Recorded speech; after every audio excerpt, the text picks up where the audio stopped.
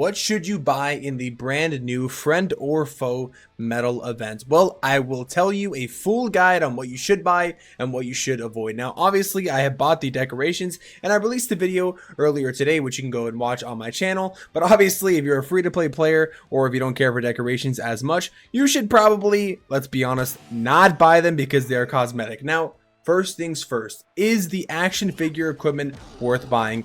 In my opinion, yes. This is by far the greatest puppet equipment we have ever seen in this game. I mean, normally puppet equipments are not that good. I mean, I guess there's the hog puppet, which is really good as well, but to be honest, I think this might tie it or even be better. Would pair very well with the magic mirror or the healer puppet as well. And honestly, the healer puppet is very good as well. I'm talking about damage based ones though.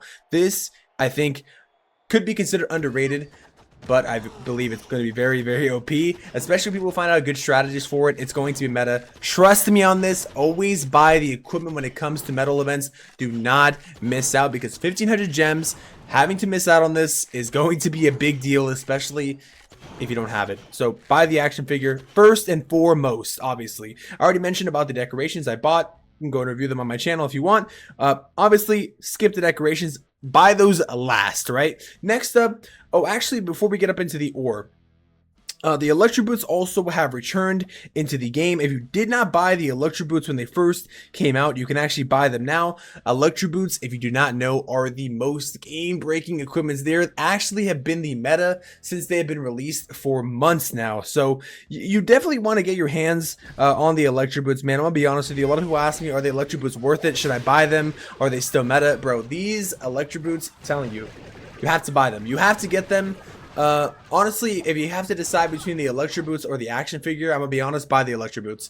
If you do not have the event pass, which I recommend you do get the event pass because it's a great deal, by the way. But if you cannot get the event pass, I recommend buying the Electro boots, because these are literally the most broken equipment, and they're the meta, man. They got nerfed and they're still the meta. So Electro boots, I probably should have mentioned that first, but this is going based off of, you know, you already have the Electro boots, I guess. So Electro boots and then probably the action figure, right? In terms of equipments, always buy the equipments, always buy the equipments, always buy the equipments, remember. And if you do buy the event pass, use code TERMY to support me, or any creator for that matter. Anyways, we've already covered the equipment, we've already covered the decorations. Next up, we have ore. Should you buy ore in the friend or foe medal event, or really any medal event for that matter? The answer is yes. Always, with your extra medals, always spend it on starry ore. Starry ore is the most rarest ore in the game. You only get starry ore from completing wars and buying them with raid medals, or buying them with real money. There is literally, like, I think no other way to get starry ore. So you definitely want to use all your medals to buy all the starry ore that you can. Because it's literally the most rarest ore in the game. Next up is glowy ore. Obviously, you kind of just want to go down the list. Starry ore, glowy ore, and then shiny ore. In that respective order, buy them all if you can, if you have the medals. Otherwise, just stick to starry. Next up, we have the rune of elixir and the rune of gold. I'll be honest, you kind of want to stay away from these, man. I never really have been keen on buying loot items. I mean, like with the Clash Anytime update, it's so easy to get loot. It's so easy to, you know, get resources now. There's no reason you should really be buying Rune of Elixir or Rune of Gold, especially with medals, man. You know, obviously if they have some deals in the shop for you know, money, like the packs, you can buy them if they're like a crazy deal. But when it comes to medal events, please, whatever you do, bro, do not waste your medals on these. You will actually just be wasting your time, wasting your hard-earned medals, man. Next up is Book of Building. I'm going to go ahead and say skip this too. This is way too expensive. 1,900 for a Book of Building. Man, you might as well just buy builder potions. I will get to that after we get to the books, but you don't want to buy the Book of Building, in my personal opinion. Next, we have the Book of Fighting. Same thing. Way too expensive. 1,900 medals, man. Get out of here. Those prices are just way too much, especially for only one upgrade. Book of Heroes, on the other hand, 1,030 medals. Could be decent, like if you need a book. Let's say you want to book something for Clamberley. Could be decent. Could be decent. Obviously, you would want to get this towards the end if you have extra medals, but Book of Heroes is very solid. 1,030. I believe if you translate the medal cost, it's around like $3. $3 for this book, which is actually a very good deal considering a book is normally like 500 gems, and even the 500 gems is very solid. But Yeah, in terms of the Book of Heroes, is very solid.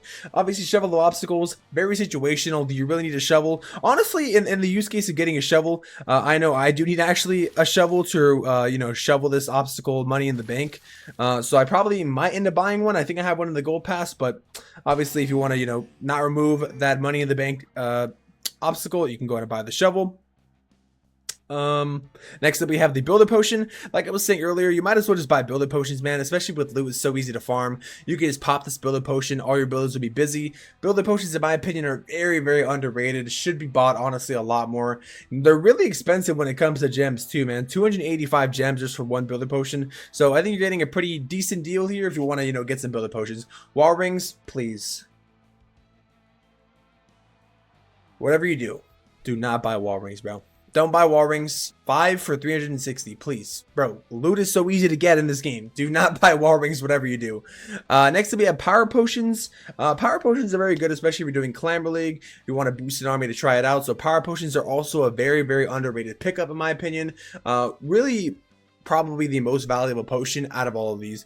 Research potion and pet potion, they're kind of I mean, honestly, the only one I'd recommend, it just depends, I guess, man, really. If you really want to, boost a day, they're not really like terrible value. They're okay value, so it's just kind of up to you if you want to, I guess upgrade a pet during Climber League, or upgrade a pet and like, pop up a few pet potions. You can get 4 of them. That's one upgrade. Basically the same as buying a book, because, each pet potion is a day. You buy 4 of them for 1,000. Pretty much the same thing as buying a book, I guess. So that one is pretty much just up to you. It'll be slightly cheaper. Builder Star Jar. Honestly, Builder Star Jar also very underrated in terms of doing builder-based tasks, and as well as the Clock Tower Potion. It's only 150 and 200. Like, builder-based items are very underrated, and the reason why I'm saying this is because if you don't have the 6 builder yet, man, you got to get the 6 builder. I know it's harder with the Force Close change being removed, or Force Close being removed, but I'm telling you, man, these are very, very underrated. Obviously, Resource Potion. Do not buy anything resource related. I'm telling you, bro. Don't buy the resource potion. You don't need that. The clan house decorations, obviously very, very up to you. Normally they're much better in my opinion. I gotta be honest though. I don't know if I'm gonna buy them this month. Obviously we have like the one that looks like the ring, and we have the one that's like the little hand coming out of the grave. Pretty cool, but you can skip them. And then of course with your leftover resources, you could probably just buy like, I don't know, some dark elixir or some golden elixir. That's pretty much it, man, in terms of what you should buy. I pretty much just listed it out in order. It does a very good job of, kind of prioritizing what you should buy. But let me know what you guys think, man. Did I cover everything? Did I explain my reasoning fair enough? Let me know in the comments. And if you're new and if this video helped you, don't forget to subscribe, leave a like, and I'll see you guys in the next video or stream. Until then, I'm out. Peace.